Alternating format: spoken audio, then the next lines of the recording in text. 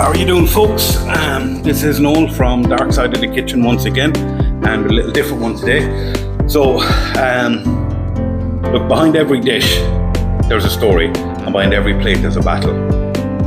Tonight we're not just talking recipes, we're pulling back the curtain on what it really means to be a chef. The fire, the pressure, the sacrifice, and the memories that keep it alive in the kitchen. This isn't a casual chat about food, it's about the people who dedicate their lives to it. The ones who carry the scars on their hands, and the stories in their hearts. So let's dive into the heat and hear what it truly means to live this life, to be a chef. And with that, I'm joined here by Anthony. Anthony, how's things going? Great, the first one of them that hopefully of many that I'll do with this. For sure. So we're up here in Tullamore. Tell us, where are we? So we're here in Tullamore in the old warehouse, right in the centre of Tullamore. It's in the old Tullamore Jew building, which dates back to the 1800s. It was the first distillery for Tullamore Jew, and the bottling plant was actually out the back, based on the Grand Canal. Lovely setting. You've seen yourself when you came in. Really nice character to the building, which helps us tie in the food with the character of the building as well. We also have a massive pull here with part owner Shane Lowry. He's often in to visit when he's home. Great support, loves mingling with the people when he's here, and he's just a good, proud, awfully man. And him having this here is just shows how humble he is. He's always in, kids run up to him and he's happy out to get pictures and all that. Okay. Welcome to Tullamore. Thank you. So let's go back to the start with you. Yeah. When did you start in kitchens? So I started, realistically, my first graw for food was, and this is kind of a lot of stories of chefs that are still out there, it was kind of a role model. You see them cooking when you're younger, and that's when you latch on. So for me, it was my mum and my granny. Both of them fantastic cooks, and thankfully they're still fantastic cooks to this day. It was just good Irish home cooking that I fell in love with.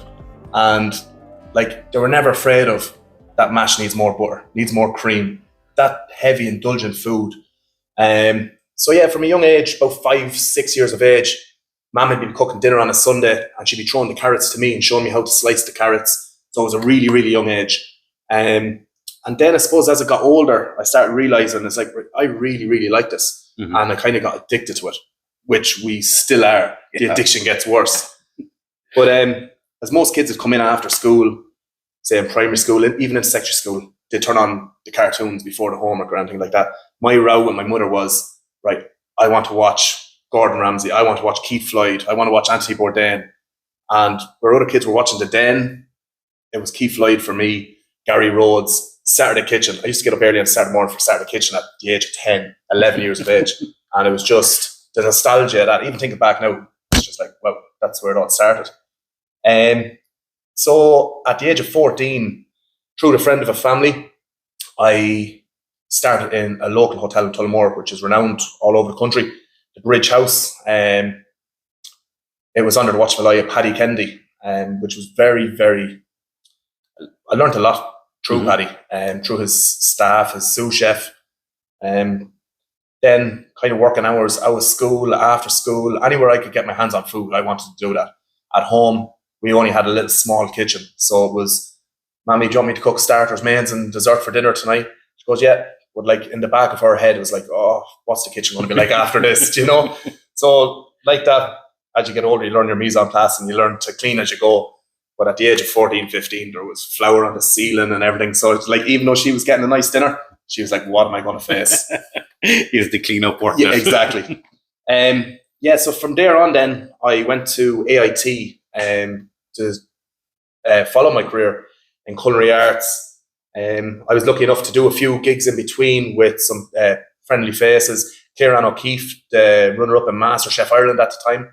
In this building, actually, I'd say 10 years ago, we'd done Harvest Offie Food Festival. And at the time, I was big into magic and fire breathing as well. And I was down here doing magic and fire breathing at that. She was down in the bottom kitchen and I knew she was getting busy or whatever. And she had said to me, she said, hold on, did I hear you say you're a chef as well? And I said, yeah, well, kind of doing little bits and pieces. She goes, put down the cards now and get down into this kitchen. So we had a great night there with that, and really enjoyable. It was the first time that I've seen really high-end food being pushed out. After college, I started working at a few local places. Actually got kind of stuck in coffee shops for 1 or 2 years. Then I was in a place where it was my first experience of, is this worth it? Yeah. I was treated very bad by management. That was at the age of 18, 19, and I turned around and said, that's it, I'm done. And that's very early on. Yeah, that happens to a lot of people who, if they end up in a bad place at the start, that's their vision of what it's like, and they leave. Yeah. And I think we lose a lot of people before they're ever truly in the industry. 100%. Because of, they get a bad experience. I've seen it. I actually had a guy work for me a good few years ago. James was his name. And I actually met him randomly at a petrol station one night. Both of us were getting petrol, working in 2 different places. I didn't know the boy, but he was in a chef pants, and we were at opposite sides of a pump. Got chatting with him, all of that. Then some time later, I met him, and he was a cashier in a shop. And I went, what are you doing? But the place he'd worked in literally turned him off. Yeah. He ended up coming back working for me. And to this day, he's still a chef. Wow. You know, he's and great lad. But that happens a lot of people where before they're ever truly in, they're out. Yeah, no, for sure. Like at that time where I was fairly badly mistreated in this place, like my head got at me. Mm-hmm. It was my first dealing with, it's okay not to be okay. Yeah. My head was a little bit broken. So I had left that place, and after actually handing in my notice, I refused to accept my notice. I was like, guys, I'm out here anyways, see you later. So then, I suppose I was young, I needed to make money, and a guy I knew in town actually had opened up a Subway. I said, do you need help? So I actually jumped in there, and like, I'm not one bit ashamed of it, because I got to meet customers face to face. And I think it's partially part of my success today is that I really understand the floor. I understand what the floor has to put up with. Yeah. Do you know? And like the last thing the floor needs, which is historically known, is for that server to go out and be shouted at and roared at by a customer because they wanted their sauce on the side, which falls back on the kitchen, but then coming in and then having to deal with the chefs. Mm-hmm. So that level of respect and having the floor and the kitchen on the same connect is very important. And I believe I learned that from my few months doing Subway. Yeah, I think chefs as a general rule are protected from the floor. Yes. For 2 reasons. One, chef would not be the best at dealing with the floor. Yeah, exactly. But they also don't understand it from the waiter or waitress's point of view or the management's point of view. I was a chef that I went working in a particular hotel, fine dining restaurant, and the manager insisted that I went out into the dining room at night to the tables. Okay. I'd never done it before then. I shit bricks about it. But then I got into the thing of, they're just people here to enjoy a night. That's it, exactly. And if they didn't enjoy it, well, that's partly my fault in a way, that they didn't enjoy it.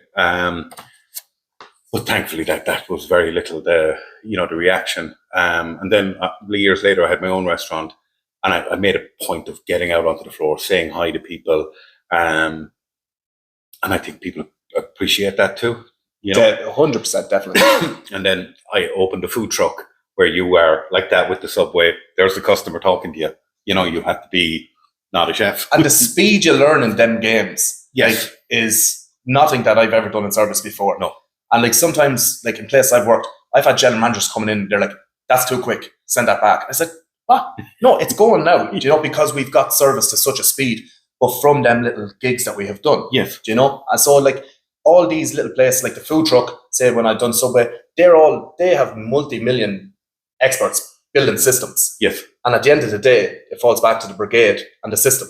Yes. So that can be applied to any level of food. Any level. As I said, I was the same on the food truck, where it was fine just being opened of a normal Friday or Saturday. I was based around the Tralee area, but then you go to a festival. Yeah. And the queue was going down, and you were like, I got to go faster. Yeah. And you build up such a speed and an ability to do it so fast that I would never have gotten a traditional kitchen. You know, not to that same not to the same speed and efficiency, Yeah. because you had to be, and you had very little space to work in. This is your space, make it happen, you know? So yeah, go on. So you started in the Bridge House, you worked your way up, you're leaving a place now. Yes, so I took that little hiatus, got my head back in check, and then it was just like the addiction hit again. It's like, this isn't satisfying my needs. Yeah. So like a lot of chefs, and not tearing people that don't have it, but I've ADHD, so I always seek adrenaline. I always seek high dopamine levels, and I ended up getting back into a kitchen. It was actually local as well at the time. A friend of mine was taking on as head chef there. He was as the Irish tattooed chef is what he went by. Fantastic chef, learned loads off him. Great guy. Actually out of the game now. Still dabbles a small bit, but that's where I got back in. I was like, this is what I'm missing in my life. I need that adrenaline. So done a while there, and then worked in a tapas bar with a Spanish chef, Miguel. I learned so much in that place. Flavors to a new level. Yes. Very enjoyable experience again. Then COVID came, and that's where I've had a few years under my belt. I was really, really enjoying it. I was like, what do I do now? All restaurants were closed. So I ended up actually working in a local spar, managing the deli at the time and the food. Then COVID, that whole pandemic crack disappeared. And as we were speaking about earlier on, a lot of chefs have left the industry. Yes. Which was a very damaging effect. But I actually took on from there head chef in a golf course in Westmead, New Forest Golf Course, where we started doing massive numbers of weddings. And from what I've learned in the Bridge House and other venues I've done, I knew how functions operated. But I was like, as always, how do I do this different? Mm-hmm. And that's how my food always is. It's question myself, why do I cook this? Why is this cooking process as such? So we try to elevate the dining experience over there. Like yourself, where I was blown away by the meal that you put on for the Irish Bar and Cocktail Awards. I have not seen food like that at a function with those numbers before. And between that and the service, me and my partner were just genuinely blown away. So then it was to New Forest, and after New Forest, just time ended, and I ended up coming here. I live across the road all my life, so there's a little bit of history there. Yeah. Young lad out fishing on the canal, looking across at the old warehouse building, the bonded storehouse as it was called, and that's where it brings us today. So I'll be heading for my third year here this December. Nice. It's a beautiful building. It's got layers upon layers. I think we're on the third story at the moment? Third story, fourth, actually, yeah. Beautiful building, even when you pull up outside, just stunning looking building. It's really well done inside because it's kept that old feel. Yeah. And as you come up, there's different little pockets of dining areas. And we're sitting up in a room that is memorabilia galore from, as you said, Shane Lowry. And it's this lovely little room that before this, we were talking just as you gave me a tour of the building about what's happening in all these little areas, and the big pot stills are still there. And that's it, exactly. There's just so much character to the building. And when you have character to a building like that as well, I think it becomes very easy to intertwine your food, what you cook, your identity of food. Yes and no. It is easy to do it if you pick that route. But I've seen places we all have where the food doesn't match the premises. Yeah. That they're as polar opposites that you're like going, it doesn't fit. Yeah. So yes, I know what you're saying, that it can be easy to go take that atmosphere and build into it. But I've seen people do the exact opposite. Definitely, yeah. Where the food and the ambience doesn't fit the building, which I think you need them both, because I think from a dining experience, it's not just the food from the customer's Definitely not. It's the service, it's the atmosphere, it's the venue, and that it all pairs together. I believe as a diner, and I do think it's very good to do yourself now and again as a reality check. Come into your restaurant and eat. Come in and dine. See what's working, what's not. And as a diner, your experience starts from the front door. Yes. And I truly believe one of the most important courses is your dessert. Because your dessert is your last spoonful of food that goes into your mouth, and that's your last memory. Yeah, like I'm in the hotel, and Yeah. for us, yes, the dessert was breakfast. Yeah, of course. Because for guests staying, that's their last experience. Yeah. Now, last year we won Great Irish Breakfast, and we just found out we're after winning it again this year, so 2 years back to back, which is a credit to the breakfast team. Definitely. They got to that height and then maintained that level a year later, as well as obviously management guiding it from the front of house point of view. And from a hotel, that's very important, and people forget that. Particularly chefs tend to forget about the whole breakfast element of things in a hotel scenario. Big time. Because it's breakfast, Yeah. And it's the same, we'll say, for you here. The dessert is the last thing they have before they go out the door. It's the first thing they'll remember. Yeah. And I don't think dessert can elevate your dinner, but it can destroy it. I am a strong believer of that. If the dessert is bad, they forget I had a beautiful starter, the beautiful main course.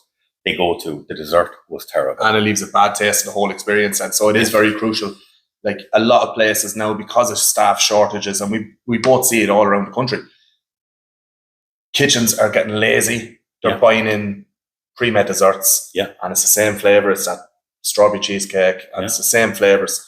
So like what we do here, we try to make as much as possible from scratch. Like all our stock pots, our jus, our desserts. We have a pastry chef downstairs. My sous chef that you've met earlier on, this guy is just fantastic. Like I'll come up with some mad idea and I'd be like, Jerome, can we put that into that? He's like, give me 5 minutes. And he'll just go away and he'll come back up. There you go, done. And he's such an amazing guy. And without him and without your team, a good team behind you, you are nothing. Oh, no, it doesn't matter how good you are as a chef without a team behind you. You brought up about the Irish Cocktail Awards, and I've gotten lovely feedback from you and other people. I had a team to pull that off. Everybody, including you earlier on today, complimented how the service went. Yeah. That had nothing to do with me. That had to do with the other side, of course, doing their bit brilliantly. But I had a team of chefs with me putting that out, executing it. You can't do it on your own, Yeah, no, that's true. And I suppose you get this question a lot as well. I take it. Like you could be walking out on the floor and people know your face from the premises and what you're doing. And like, they'll stop you like, are you the chef in the kitchen today? And it's like, I am, but I have a team of guys behind me as well. Yeah. It's not just sole person. So like, I've seen it before where some chefs, they like to turn around and say, yeah, I've done that, I've done this, I've done that. No, you didn't. You've done it with your team. Yeah. And it's one thing I've always been big on. As I was saying to you earlier on, like I was at the age of 14, 16 years ago. So I kind of got to see the end of the old school kitchen. Mm-hmm. And like the brigade was treated with respect also when you excelled. And I think that's so important to carry on because the industry is so fragile at the moment. Mm-hmm. So it's very important to look after people. Appreciation and respect. It's just so big. Like my last podcast was Broken Brigade, because I'm 20 years longer at this than you were. So I did come up in the old system. And it was funny when I put out about it on a couple of social media just to get some feedback. It was very split. So guys my age and older were very much, Brigade was brilliant, and the younger guys are going, who never worked in it, it was terrible. But it was terrible because of the stories you heard. That is also very true. But there's plenty of places where you never heard a bad word about, but you only listen to the ones of your man's a lunatic, roaring and shouting and screaming, because that was more interesting than, they run a lovely quiet kitchen. Well, there's no drama, there's no story in that. Was it all peachy? No, not in the fucking slightest. But you brought it up there about more and more places are buying more and more in because there's no skills to make them. Whereas the brigade system taught you all the skills across all sections over your period of time. And COVID has accelerated it, where a lot of guys have left and taken with them a huge amount of experience, skill sets that are gone. Yeah. And younger chefs coming in now who might have designs on opening their own place, doing really fine dining food, all of this, where are they going to learn the skill sets from now? because the places that they can learn them on are getting smaller and smaller. There's fewer of them because there's fewer of the chefs. That's the elephant in the room that nobody talks about either. Like, we will not have a skilled trade in I don't know how long, unless the likes of, like, we've met today, we've had a good chat about what we do, and I like to think we're very similar in our outlook on the kitchen. And they're the chefs that I believe you still need in this industry to bring the industry and try to rejuvenate it much as possible. Yeah. I mean, brigade systems, people go on about, the brigade system worked you like an animal and all of this. I always remember having my days off and my time off, and it was, okay, you give up your weekends. This isn't the only industry you give up your weekends in. And there's two ways of looking at it of, damn, give up my fucking weekends, or my weekend has just changed. That's it. And you brought up a thing there about, we were talking just before we did this, because I was trying to set this up and failing at it, and about the glass and what Margaret Pierre White said about, he turned the glass upside down on a table. It's from an interview. Chefs are in a bubble and they ignore the outside world. Well, my days off were with fellow chefs then. So it was a Monday night going to the pub with other chefs. That was your hospitality Saturday night. Monday and Tuesday was your hospitality weekend. It's just my weekend changed. But then I was with like-minded people, as opposed to people who really didn't understand where I came from anymore. And you look, my family, like my parents and my brother, don't get the hours I put in or why I work the way I work. And they never will. My friends will never get it, except the ones in the industry. Of course, they're in it. We think differently, we act differently, and we are in a bubble away from the rest of the world. And we don't care about a lot of shit that goes on in the world. Which can be quite good sometimes. You can at the moment with all the stuff that's going on. Because our mindset was different. And yes, I know guys who were 17, 18 would have come into the same time as me, and they left because they didn't want to give up their Saturday night and couldn't work Sunday with that. So they were like, screw this, I'm going stacking shelves someplace. And years later now, like I can travel up and down this country to various parts of the world. I know somebody there, can make a phone call and go, I'm coming your way. I can get into places that you can forget about getting in otherwise, because we are very much tribal. Definitely. And chefs make friends with chefs really fast. Yeah. Because we have something massive in common and that we can instantly talk about. And for me, the guys that you stood behind the line on nights of getting your battered, you forge friendships that transcend time. That you can't build anywhere else. No, I still have messages regularly, and I think social media helps with that, with staying in contact with people from chefs from Spain and France and Germany, and guys who I worked with, and I mightn't reach out to them for a year. Then I'd message them, we're in a mad conversation one night. Yeah. And it's like we were talking yesterday. Because them friendships don't change over time. Time doesn't affect them. Yeah, like I was saying to you when I started in the Bridge House under Paddy Kennedy. Paddy is still dabbling in the game, very small at the moment, but he's actually doing meat supplies at the moment. And he has been doing quite successfully for many a year now, actually. But ever since the age of 14, I could pick up the phone to Paddy and say, Paddy, I want to do this dish. Like, I'm never going to turn around and say I know everything. Because the day you know everything in the kitchen is the day you stop learning. And the day you stop learning, you get lazy. Yeah. So I have there's no qualms about going, Paddy, I'm going to do this dish. What do you think?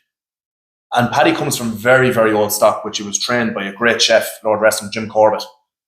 So I'm getting Jim's knowledge, I'm getting Paddy's knowledge, and then I can adapt it myself or just go with what they have learned. Mm-hmm. So like that, it's that friendship. Paddy will ring me now and again and go, well, chef, how are you? And we could talk for an hour on the phone and then realise, what the fuck did we just talk about?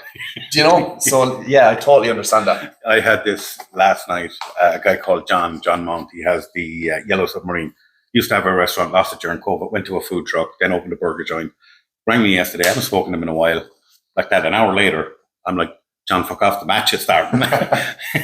Why did you ring me? Oh, just to say hi. We just mad conversation. An hour was gone by, and the players, and I'm there with the TV on mute, looked up and going, fuck off, I'm going to watch my match. And it is that thing of it's instant. And they were like that, less so now as I've gotten older, but particularly when I was younger, there were chefs I would ring and go, I'm not sure about this. How do I do this? And they were always great to just give you that advice, give you their take on it. And I get it now from chefs that used to work for me and they're stepping into their first head chef roles and there's something coming up and they'll ring me and they'll go, Chef, I've got this coming up, bit of advice. Oh yeah, whatever, give you what I've got, which is what I got from the guy before me who taught me. And that knowledge gets passed on. And I think that's a big part of what's happened with COVID is that knowledge is gone. And I think a lot of the people that are in kitchens now don't have the same love. It is a job. For us, it was a vocation. It was a lifestyle choice. It was more than a job, you know? Yeah. Whereas now I think for a lot of people, it's, no, I want a job. It's a paycheck at the end of the week. And look, there was a time when I was younger as a head chef and I'd be like, fucking, they need to cop on. They need to, and you go, well, people are different. They want different things in life. And the way I was trained, I can't train the others that way. I got many a clip around the back of the head. Every one of them deserved. Yeah. That's wrong. You know, and you can't do that now. You know,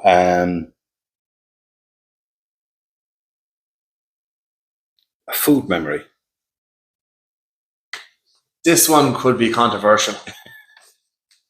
I'd done an interview there recently with a paper, and that question came up. For me, it's fried eggs, good mashed potato and beans. And the simplicity behind it is the nostalgia, the simplicity, and it's because the truth of the story in latter years. It was basically years ago. My mum was a single mother. She raised me by herself. And she's a massive part of why I am where I am today. Like, mum would be holding down jobs and she'd turn around and say to me, son, do you want a good boys dinner today? And that used to be eggs, beans and mashed potatoes. I'd say, yeah, definitely. I was a good boy today. But little did I know in latter years, it was when the money was tight. Yeah. And that was the dinner. You got that or your savoury mince and your mashed potato. It was just to get by that week. But for me, even now, that's one of my favourite dinners. It's just a nostalgia behind it. To me, food is all about memory. You know, and for me, it's soda bread. My mom used to make soda bread, warm with real butter on it. Beautiful.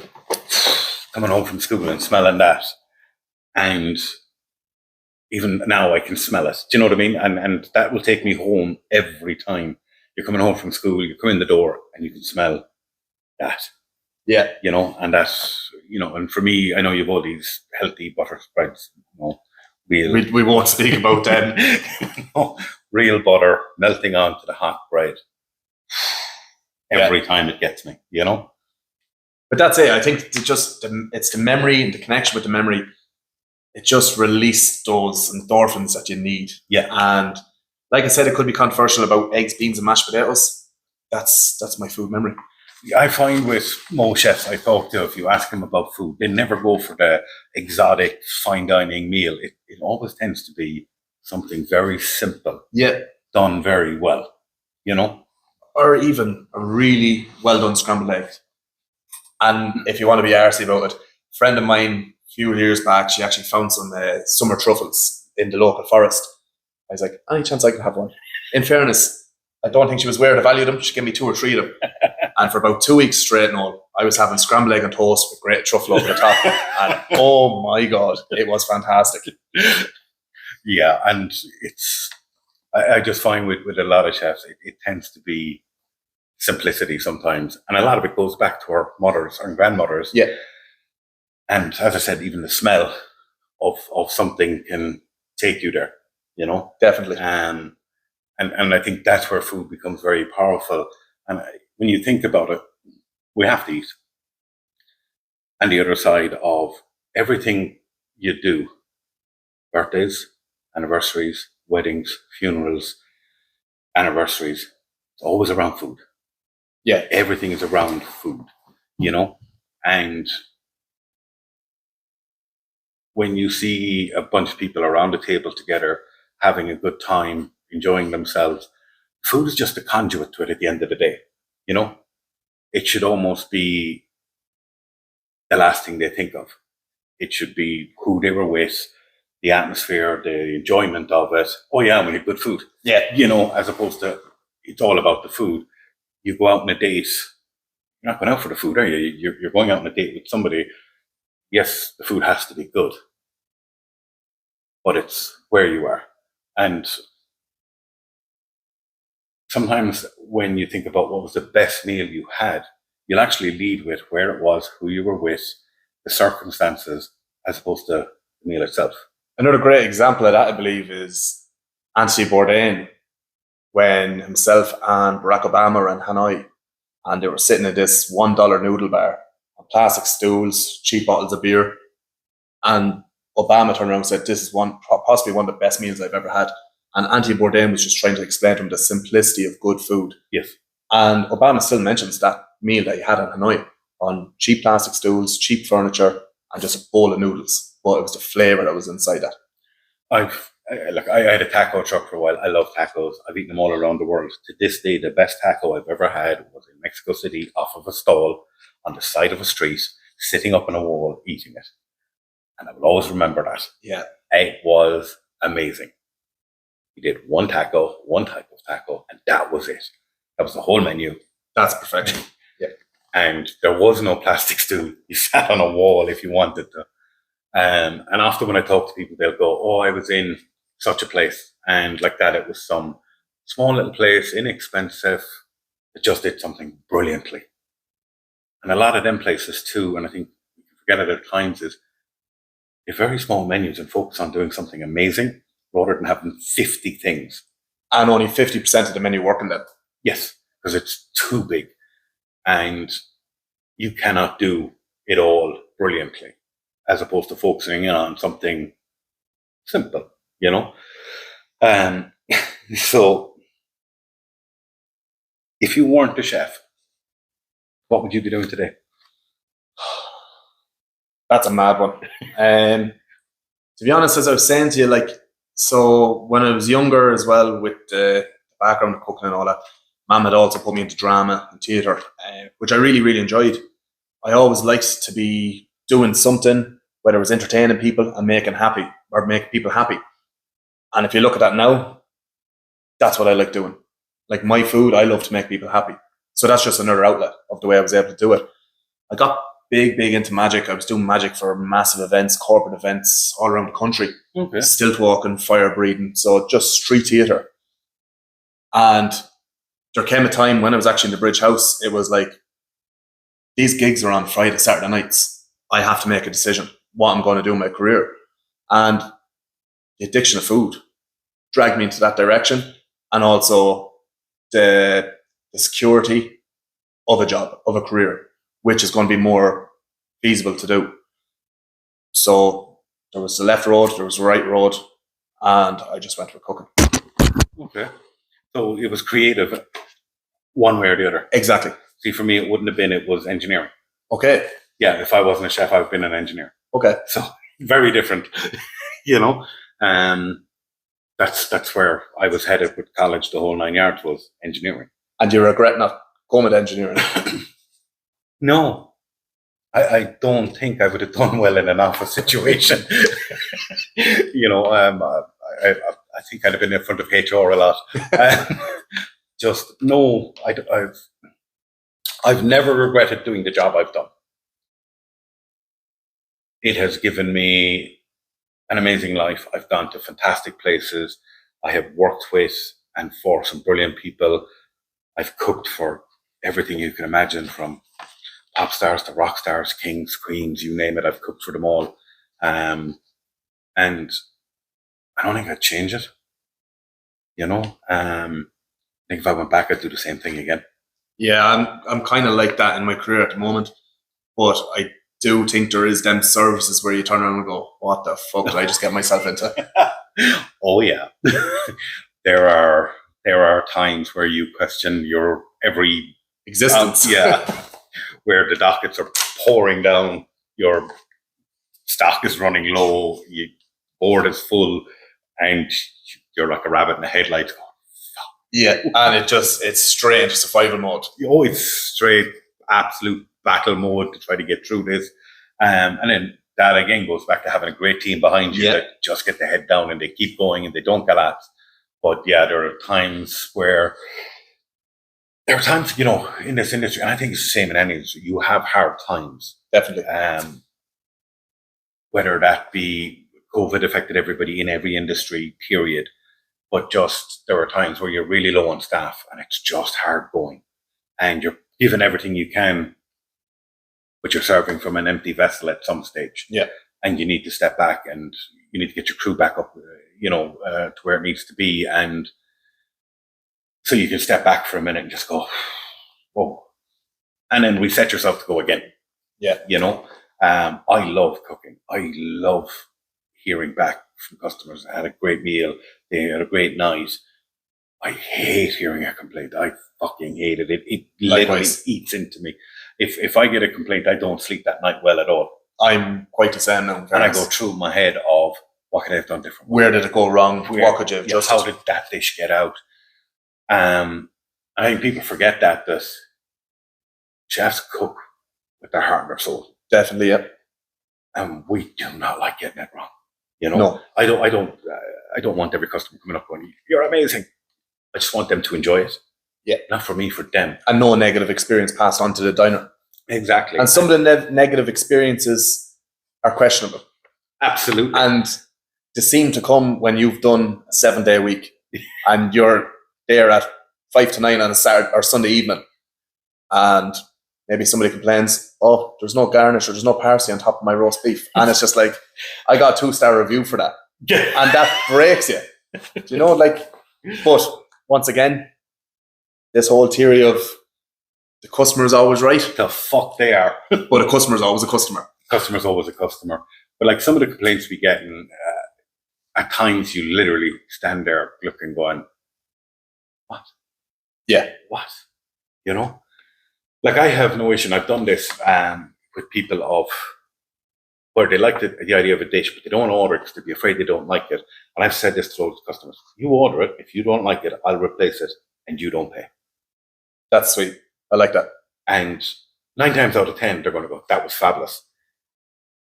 You will get the customer that will order something, not like it because they just don't like the dish, but rather than going, "I actually just don't like this. There's nothing wrong with this. I don't like it." The actual reaction from 99% of hospitality is, "Let's change it. Let's get you something you do like." And you won't be charged for one of them. Yeah. Most places I know want people to leave happy and will do whatever that takes. And I love the idea of people trying something they never had. And then at least you can always say, "Well, I have had it. I don't like it." Or, "I found something new I love," But then you get some complaints and you're just like, "Oh, sweet Jesus Christ." What? Yeah, there's some very honorable mentions there with complaints. Like me and my sous chef, when we hit it hard and it's been a long week, you just think about, do you remember a few years ago, somebody complained about the coleslaw being cold? Or the creme brulee was cold. Can you heat it up for me? So you want warm custard. And this person was actually that mentioned about the cold creme brulee. They worked in a restaurant and they were asking for their creme brulee to be put into the microwave. Number one, I'm not microwaving your food. Number two, if you want a bowl of custard, I'll give it to you. But they were telling me how a creme brulee should be served. And there's times like that where you need to keep your pride, but also you need to keep the customer happy. Now, the creme brulee was not heated, but it's just, you do get some crazy stuff. Absolutely. And I think you just kind of made my point there, where you just went a couple of years ago. So you can remember a complaint from a couple of years ago, but I bet you can't remember a compliment from a week ago. Not a chance. I can remember a compliment I got now. And if you ask me in 2 days, I go, "Oh, it's gone. Yeah. It's back into the back of the folder somewhere." Yeah. It's gone into a recycling bin on this side of the brain. Yeah, exactly. But I can remember complaints from years back. Same as that of, I remember, and I'm going back 20 years, where somebody complained that there was seafood in the chowder. And they were adamant about this and got quite upset that they don't eat seafood. Why did I put it in the chowder? And I'm like, what? I obviously am not hearing you correctly. But and a lot of people go, that didn't happen. I can ring the chefs that were in that kitchen and they'll go, because every time we meet up, it comes up. Yeah. And I can remember complaints like that from ages back. But if you ask me, did you get many compliments back in May? I haven't a clue. Not a notion. But you will remember that one complaint from years ago. Yeah, it eats into us, and that's not ego. That's because we care. It's passion. Yeah. We literally care about what we're doing, and it hurts when we get it wrong. Definitely. And then I suppose it's a little bit more difficult to take when you know you've done your best and you know that dish is perfect, and then there's a complaint about it. Yes. When did you realize kitchen was more than a job? I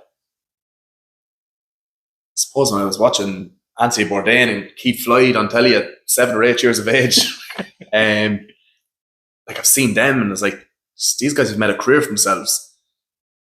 Obviously, I didn't know the concept of what chefs were doing in the hospitality industry at that age.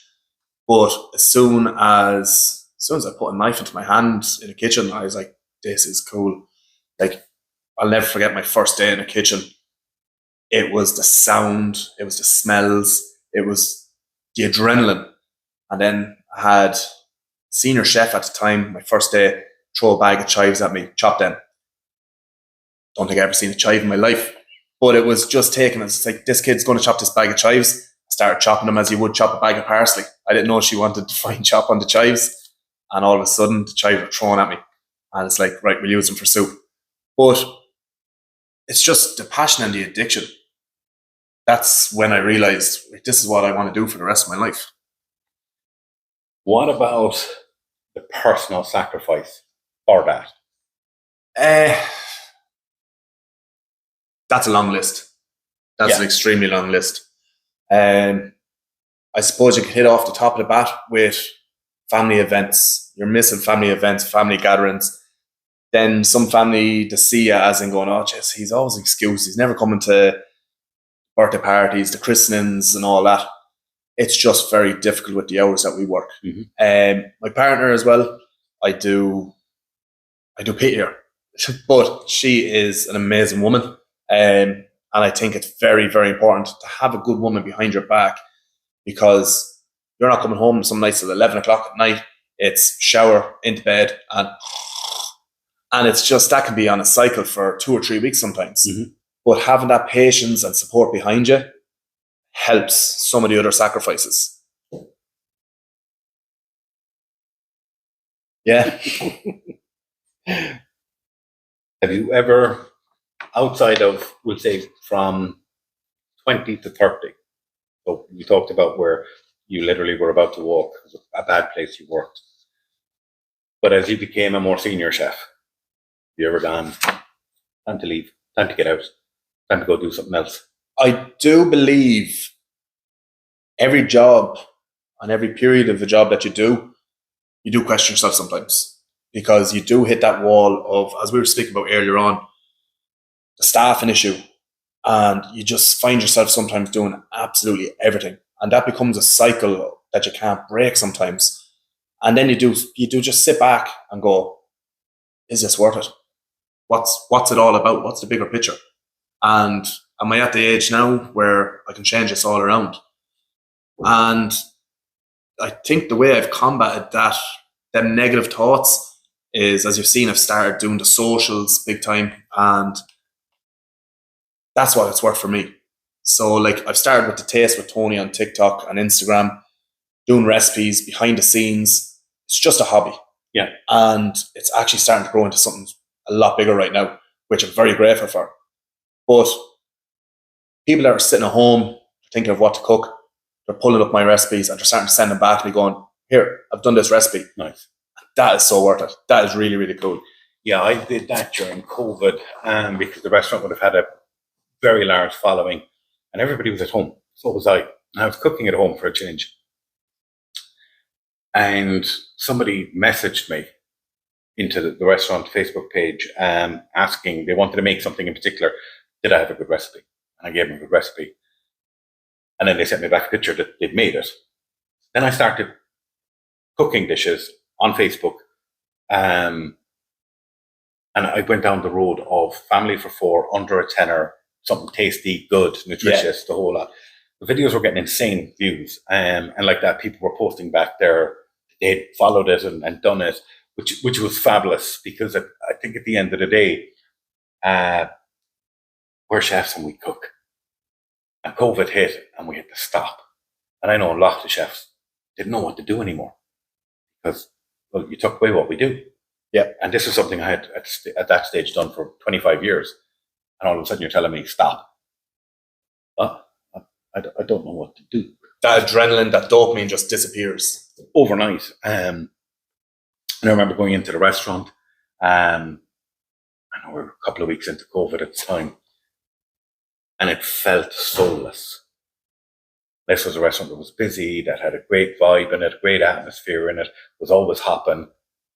All of a sudden, it was just soulless. And it hit me hard that time of, fuck, you know. Because I think for me, you know, when you walk into a place like this, there's the noise going on, there's people chattering, there's the waiting staff are doing their business. There's an energy in the building. When COVID came, the energy left, because I think places that have a great vibe, it has to be fed like an animal. It really does. And if you take it away, well, it dies. And I truly believe that a lot of restaurants close permanently because they could never get the vibe back. So that when people did come back, it didn't feel the same anymore. It wasn't the same dining experience. The food was probably the same. The waiting staff could have been the same. But the vibe had just been sucked out of it. Sucked out of it, and they couldn't get it back. And it changed everything. People love food. Everybody loves food. You have to eat. It's, you know, and like in my lifetime, because I am that bit older than you, so I would have started in the early 90s, where the food in Ireland was very basic, very simple.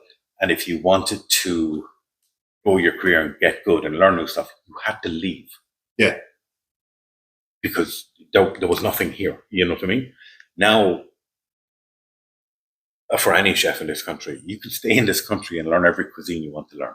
Definitely, yeah. You know, chefs like you, who are that younger generation, have a different view on food, still have that old training, but are much more modern and are much more open to farm ingredients and learning about them and developing them into your style. And like that, you can walk into any town now or city. You can have Japanese or Thai or Mexican, and if you want to learn this, it's on your doorstep. And the standard of food in my time in the career, especially in your time in your career, has gone from, as you said, basic food, and there is any standard you want in this country right now. Absolutely. All the ways up. And the one thing we've always had here, and I would have noticed it more when I went abroad, the quality of food that we have here. Quality of ingredients yes, as well. The raw ingredients here, the butter, the milk, the cream, the beef, the fish is so much better. So good. You know, and it's not till you go abroad that you realise, oh shit. And I don't think as a nation we actually push that enough. I think the ball is starting to roll on it in the last maybe 5 years. But like we have, and it's notable that we have the best dairy in the world. Yes. And I just think as chefs, we could push that so much more as well. But I also think, like, you got your fine dining in Ireland, which is fabulous Michelin star restaurants in the country. Michelin star is not for everybody. But as chefs, I think we like to go indulge in it sometimes. Yeah. My partner, actually, I made the big mistake of first date. We went to a lovely place in Athlone, John Coffey's place, Time.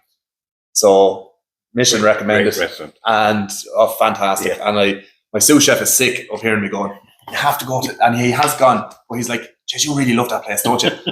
The accolades John Coffey has is amazing and well earned.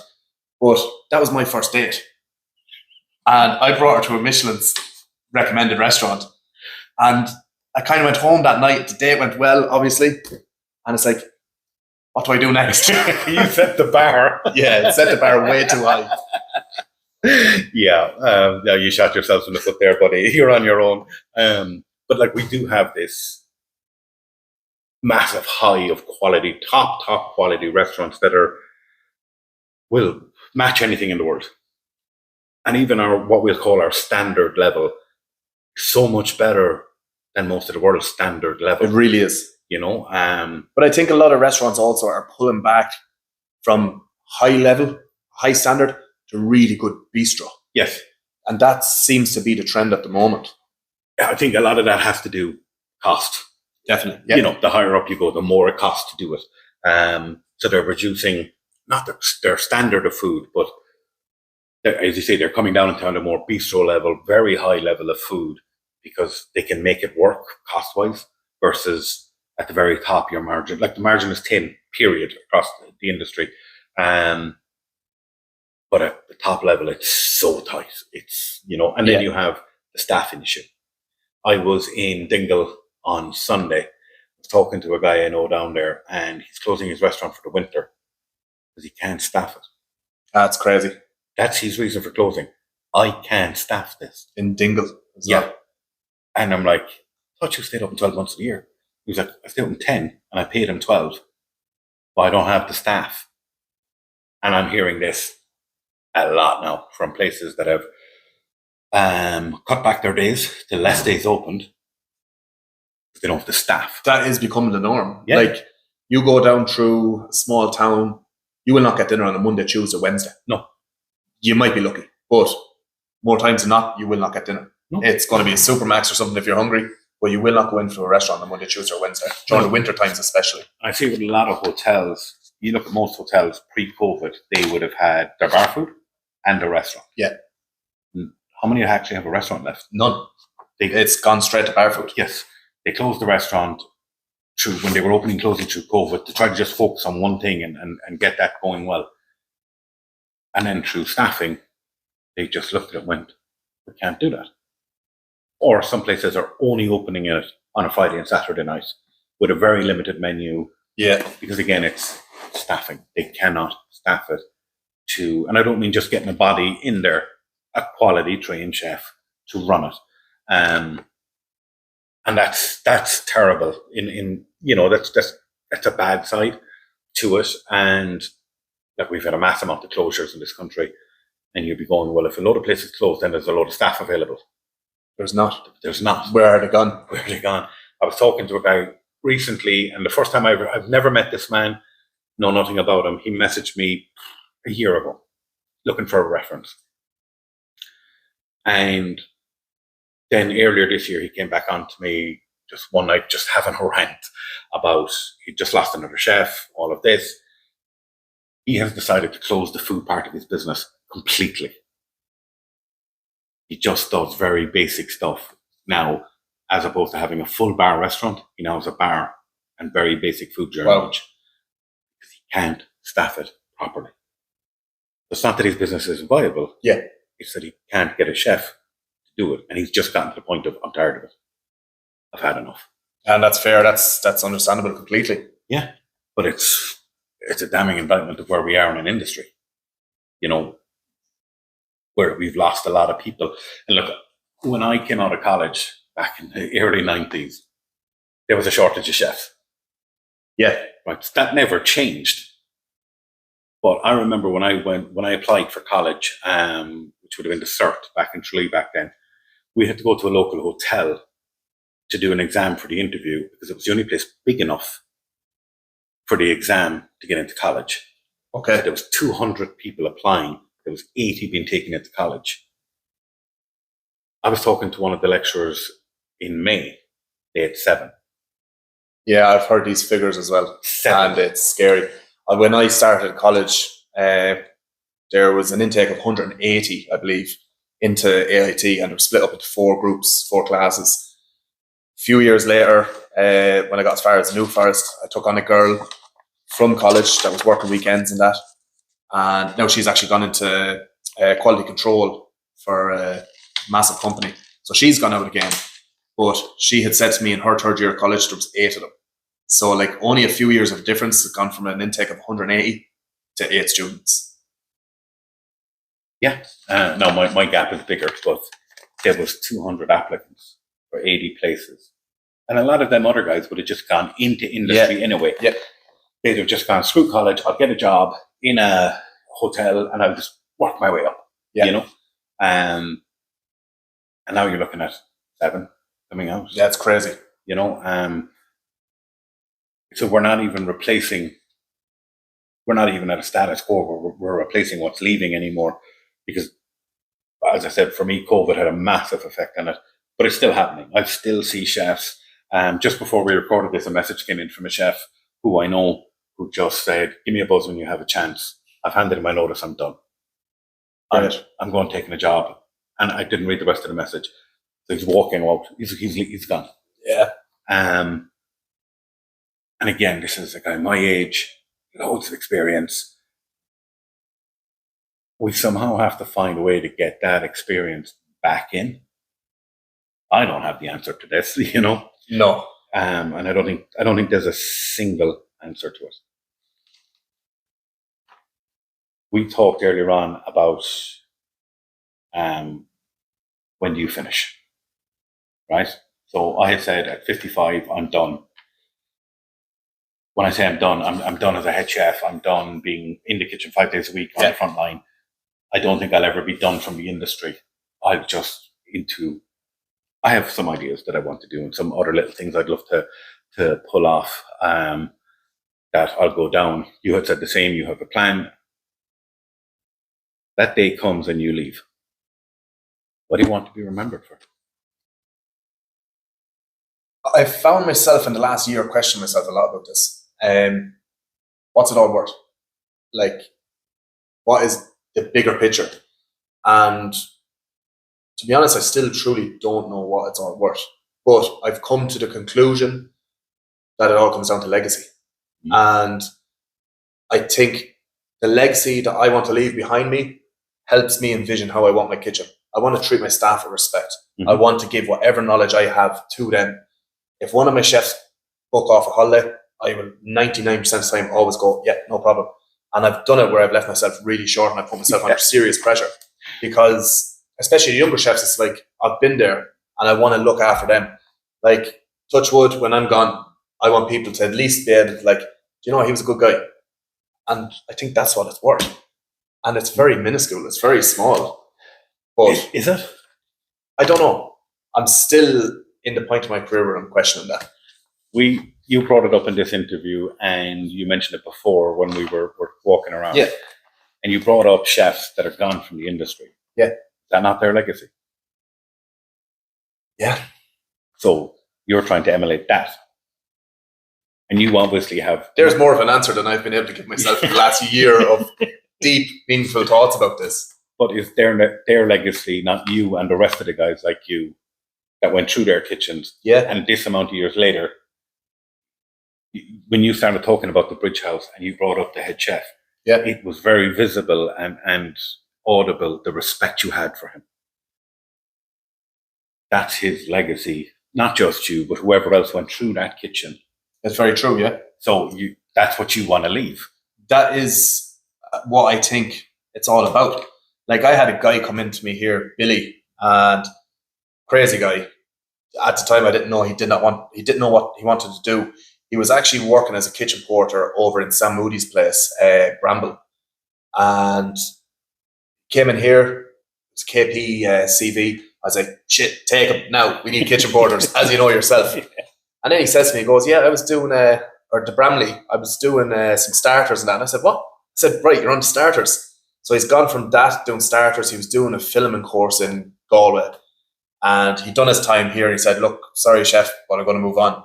I actually know a guy, general manager down the Knox Hotel in Galway. I said, if you got a job for this guy, really good kid. Done his year down there. And as Paddy always advised me, when you're younger, do a year maximum at places, jump around. And at the time, the family questioned me, he's like, you can never keep a job. What's the story? It's like, that's not the point. The point is to gather as much experience as I can. This kid, Billy, is now working in JP McMatten's restaurant.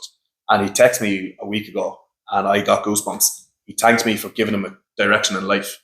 He did not know what he wanted to do. And now he's after sending me a picture there just before this interview, brand new Damascus steel knives he's after buying, and he's gone full on into it. And that made me feel so proud. Is that not better than any thanks, chef? The meal was amazing. Oh, 100%. Like, even talking about it now, I'm getting goosebumps. So you answered the previous question yourself now. Legacy. Do you know what? Like, when you sit down and get to talk about these things properly, you do get answers, and I'm after shocking myself there. Like, I would love to see anybody that trained under me for a period of time go on and be 10 times the chef I am. And there's a lot of them that are capable of it and doing it. It's not that I'm a fantastic chef. I'm a guy who gives my all. You know, I give it everything I've got. I try to treat people right. I try to train them well, and I will give them whatever direction I can. I'm not saying I'm right, but but when I see them succeed, I'm like, fuck yeah. Yeah. It's very rewarding. I think a lot of this industry too, and you went back to about the adrenaline and about needing to feed it and all of that, is the feedback is instant. Definitely. You cook a meal, you send it out, somebody enjoyed it. It's that instant. Yeah. It's teaching a young guy how to hold something better when he's chopping it, how to saute something better, and then watching it minutes later. So that positive part of the job is instant. I just showed him how to do this, and there he is banging it out. And it's just like, I don't remember doing that when I pre-shown guys how to just pan fry scallops. And then they're doing it perfectly, and you go, yeah. It's very satisfying. It's like, wow, and for them too, because I remember being that guy shaking, going to cook something like scallops for the first time, shitting a brick, and getting it right. It was like chest out, fucking, yeah. It was, do you believe food can heal? Yes, genuinely. As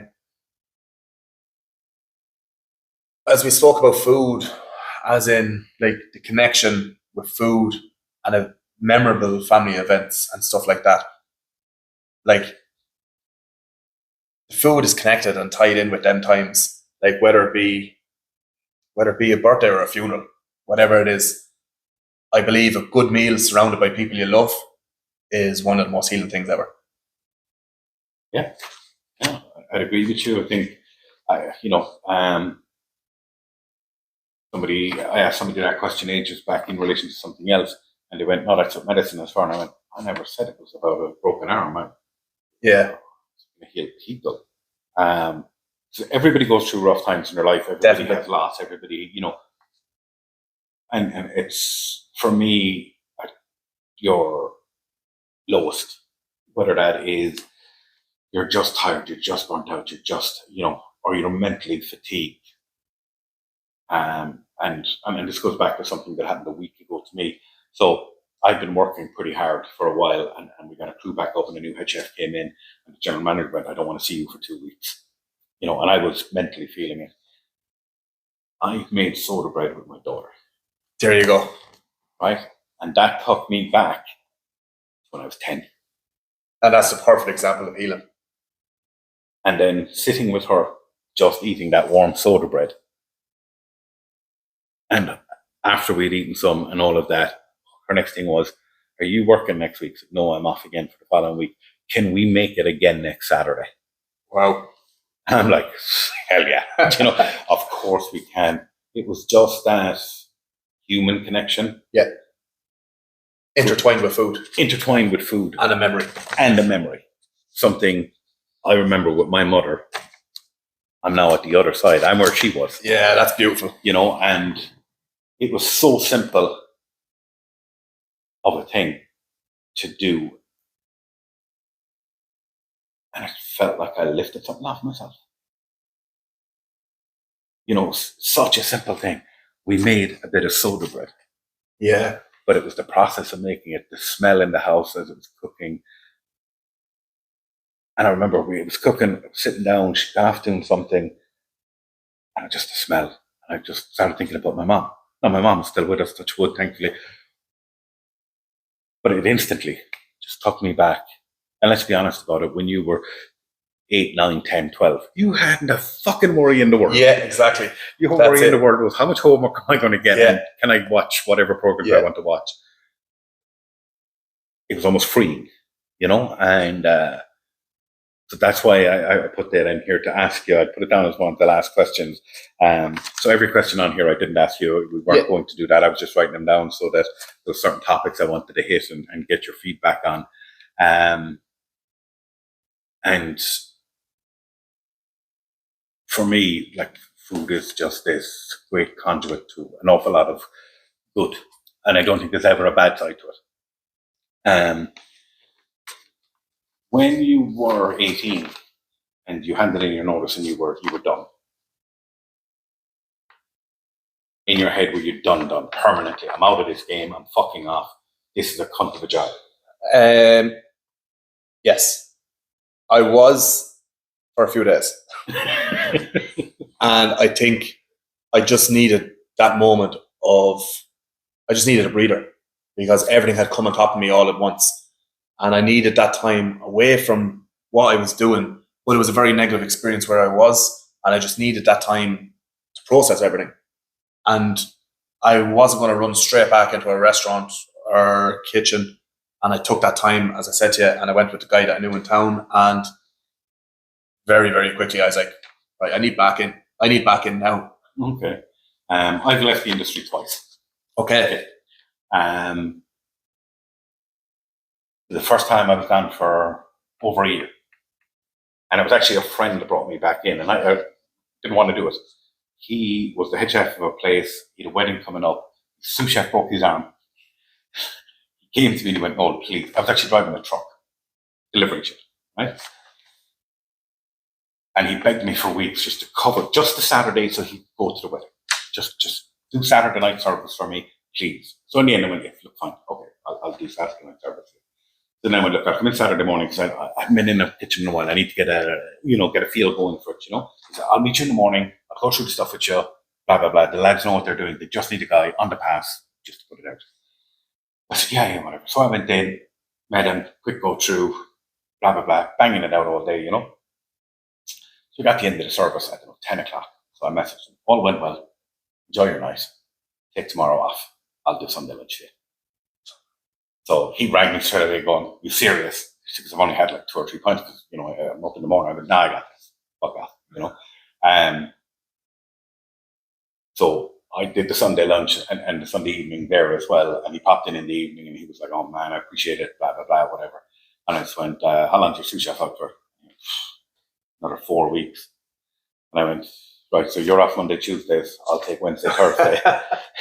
And I'll cover the 4 weeks with your sous chef. And then I'm out." A year later, I was still there and left then to go back to being a head chef. But he's my own age. But I remember at one stage, the sous chef was going to be back, we'll say next week. And we were doing our last weekend together and having a laugh about it and all of that. And then he said to me, "If at some stage you don't feel like walking away, you're not doing it right." And I remember at the time just going, yeah, whatever. And then weeks later, it's one of those things where, tell a blonde a joke if you want to get her to laugh in a week, that it hit me of what he meant was, because if you care enough, then at times you just get to the point of, I've given everything. Yeah. And then you just need a minute. So if you don't at some times go, "I'm done," well, you haven't put it all in, have you? Because you're only done when you're empty. Yeah. And I do think, and it goes back to something you breezed past earlier on, which was, it's okay not to be okay. Yeah. We give so much of ourselves. There are times we have to step back for us. To heal ourselves. Yes, because we become an empty vessel. Yeah. And you can't keep giving. And then for a lot of us, we now hate the job we're in. It's change where we are. You're not changing the problem, which is you need to learn how to stop, how to re-energize, how to, find time for yourself. And there 2 or 3 weeks ago, talking with the general manager about something, and he was, we had the head chef and he was doing great, all of that, and I was taking a few days or whatever, and he was saying, even when I was off, so at the time I was working 6 days a week, fucking long hours, but on the day off I was doing a podcast and I was doing other stuff, and he was like, "It's still around food. Yeah. You need to step out of that completely," and so I didn't do anything last week around food. I did no social media around it. I did no podcast around it. I did no nothing. I did a podcast yesterday or Sunday. I did another one today. But this is very different to the normal ones because there was no pre-planning in this bar. As I said, the questions were very simple that I wrote down, which was, And it was just getting away from my environment for a day, Of course. you know. And as I said, when you meet another chef, because this is the first time we've met in person, you instantly can talk to another chef because we have something in common. So it's an easy gap to bridge of when you meet somebody for the first time. So for me, I got away for the day. I've been out on a drive, just listening to the music, chilling, driving along, and it'll be the same going home. I'm under no rush. I don't have to be anywhere in a hurry. Chefs are always in a hurry. We're always in a hurry. And I see that even when I'm off. And there a bit back, I was taking one of my parents to the hospital, and I was just walking them to the door, and they were like, "Do you ever slow down?" Do you know? Because for me, like, chefs are always in a hurry. It's just ingrained us that we move at a fast pace. Go. And it's do everything fast, you know, as opposed to, you know, stop and smell the fucking roses. Definitely. You know, and I've done that over the last week or so, and which is a good thing. Which takes it full circle back to that thing of the bread. Just that moment, you know? And that's a memory that will live with me till I die. But it will live with her long beyond that. Of course. You know? And that's sometimes what I think about food is when you just stop for a minute and enjoy the moment. Like, the simple thing of making bread with her. Yeah. But it meant so much to me, you know? And then for her, I want to do this again with you. You know, I was like, yeah, that's sweet. You know? So when the knives are put away and the last of the service is behind you, what made it worth it? On the night. On the night of a service? Yeah. You've just finished, you've put away your knives, kitchen is cleaned down, you're walking out the door. Straight away, my brain's after just shouting so many things at me, and it's like, first of all, I suppose it's the adrenaline. I suppose it kind of starts that half an hour before service starts. All the sections are being set up. You're looking around. You look at your sous chef, my junior sous, Johnny, and three of us look at each other and go, "Lads, we are about to get shafted." And it's that feeling like you're going to get shafted for an hour and a half. There's going to be that 10-minute lull. And then it's like, right, the roller coaster's gone full circle, lads. Wipe down, here we go again. And it's that rush, that adrenaline. And especially when service goes absolutely flawlessly. And everything just works. And like, I'm blessed I've got a great team. I'm losing a guy at the minute, which I'm very upset about. But even the senior team, like Jerome and Johnny, if I'm on the pass, I don't even have to look around and say, right, where is that? Is that ready? Like, they literally read my mind on the tickets and tables I'm going on. I'll call a table once, and then all of a sudden, the bits are being sent from the pans up this side, the grill bits are up here, and they just come up each side, and it's dang, plated, done. And when that runs for 2-3 hours solid, that's just flawless. It's beautiful. It's like an orchestra. Yeah, it is. And I've said this many times before of the perfect Zen moment is when it's just you, the plate, and the food. Yeah. You're plating. It's only going to last seconds. No past, no future, no drama. Your head is quiet. You're just putting that food on that plate and sending it. It only lasts seconds. But it's perfection. Because it's absolute silence. There's noise around you to beat the band, but you hear none of it. It's that upside glass moment again. Yes. You're sheltered from the environment around, and you're just in that bubble. Just for a moment. You know, and then you get to the end of that night. You walk out the door. And night well done. And you go, you worked it? Oh, fuck yeah. Like, you still have that adrenaline. Me personally, I know it differs, but I have that adrenaline till maybe 12, 1 a.m. in the morning, and then you crash. Yeah. And when you crash hard. Oh, yeah. And it's all the coffee you've drank all day, the food that you haven't eaten, that you should have eaten, yeah, the cigarettes you've chain smoked when you got home. And yeah, you crash and you burn. And you get into bed, close your eyes, try sleep, start thinking about, what if I'd done this like this? And that is your moment to create menus. Yeah. When you're lying in bed after service, your head's constantly going. I keep a notepad beside my Yeah, bed. that's beautiful.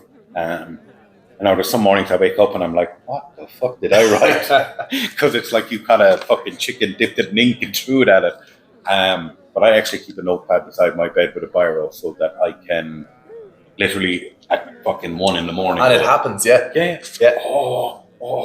You know. And then you close your eyes, and as soon as you open them, you realize, here we go again. Yeah. Groundhog Day. The one thing I do love about it is it's never the same.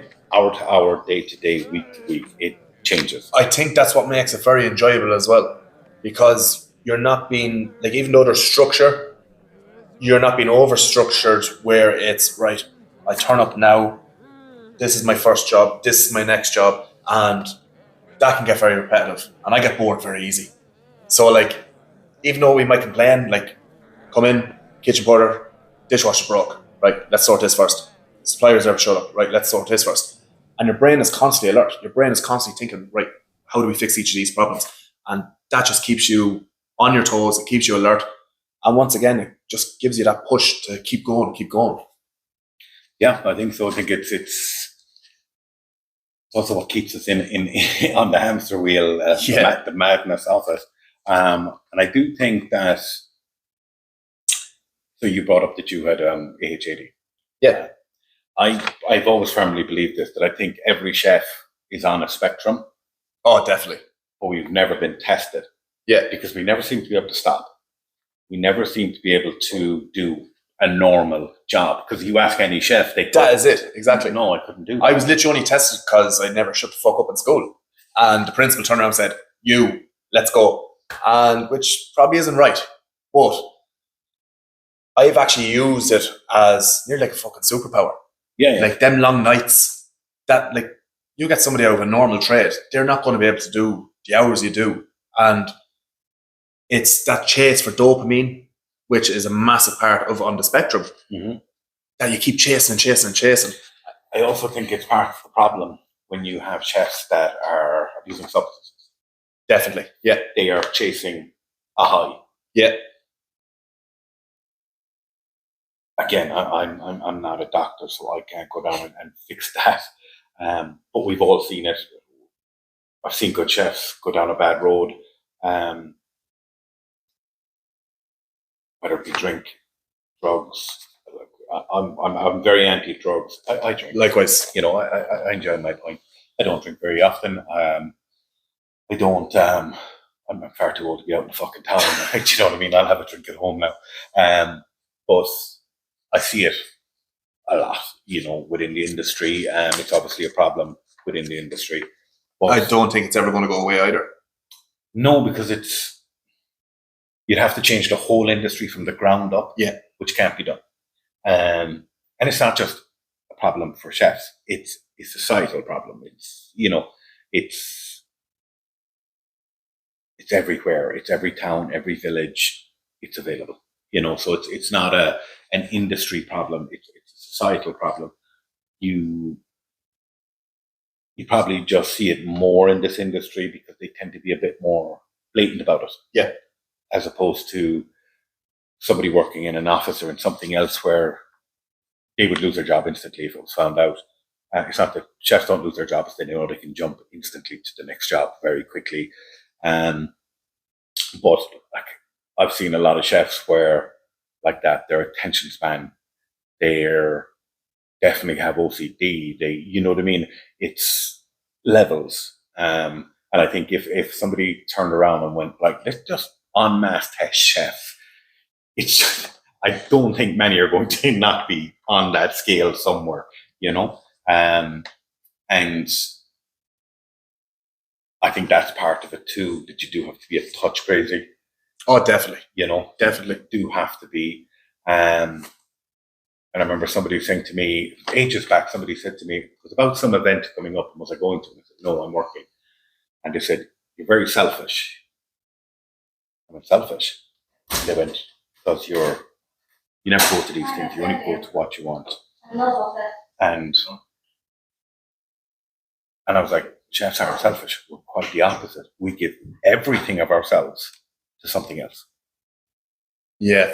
We literally give all of us to this for other people. It ain't for me. I don't cook for me. You don't cook for you. No. You cook for people. To make them happy. Yes. You sacrifice your happiness for theirs. That's very true. You know? Yeah. So we've gone quite a while on this. So we're going to wrap this up. So first off, thank you. Thank you, Noel. You know, so Anthony reached out to me months ago now. Yeah. And never knew him before that, never met him before that. Actually, the first time meeting you today. Yeah. And had listened to the podcast and said if I ever wanted to do interviews, he was on board. So then I went, not alone do I want to do them, you're going to be the first. Brilliant. So he's my guinea pig on this one. Deadly. And so thanks for that. Thanks for inviting me up. And thanks for giving me your time. And thanks for just being honest about it. Brilliant. You know? So, so this is the dark side of the kitchen. Like, comment, share. Tell us what you thought of it. And till the next one, keep changing the world one plate at a time.